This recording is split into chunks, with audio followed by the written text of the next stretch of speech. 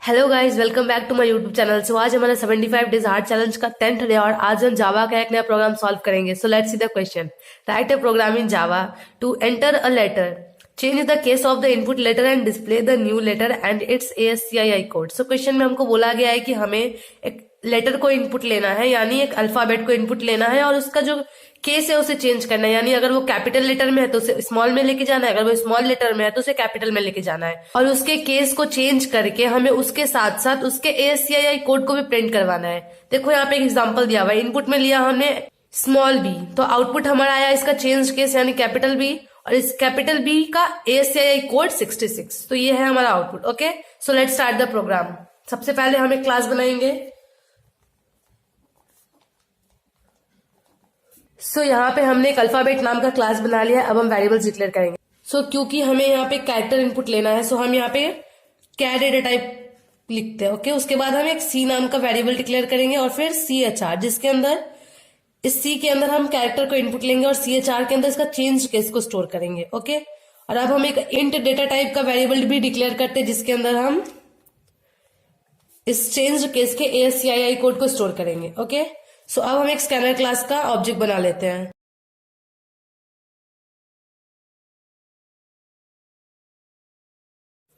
अब हम यहाँ पे एक स्टेटमेंट लिख देते हैं कि इनपुट द कैरेक्टर या फिर इनपुट द लेटर। ओके,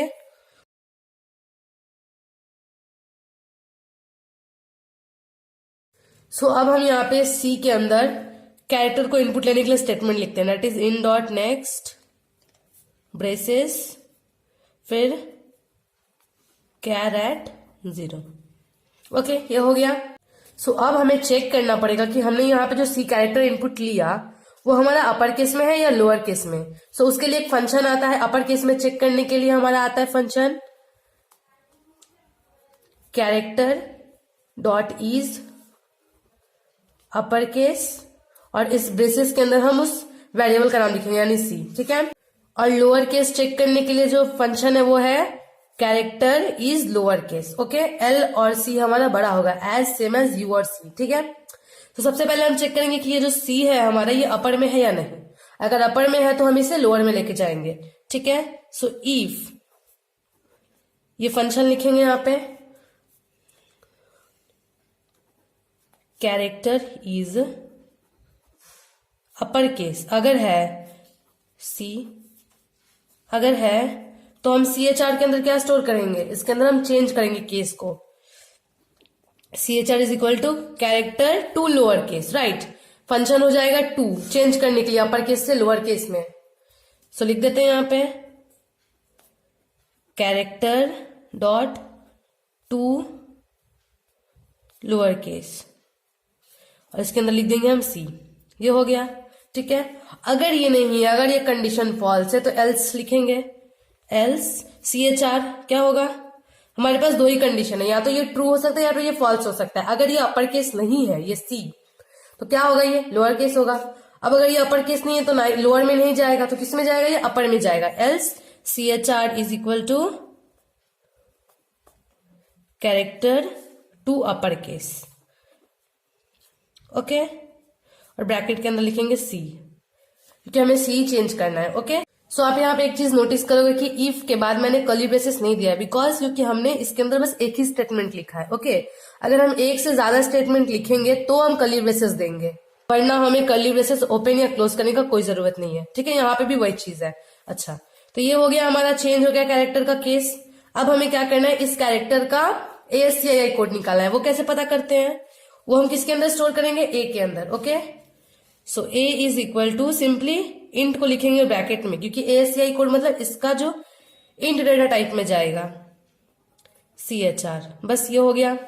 अब क्या करना है, हमें इन दोनों को प्रिंट करना है। प्रिंट कर देते हैं सिंपली।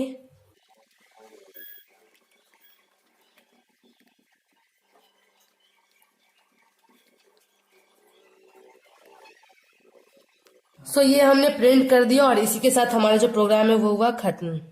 ओके, देखो, मान लेते हैं यहाँ पे सी में हमने इनपुट दिया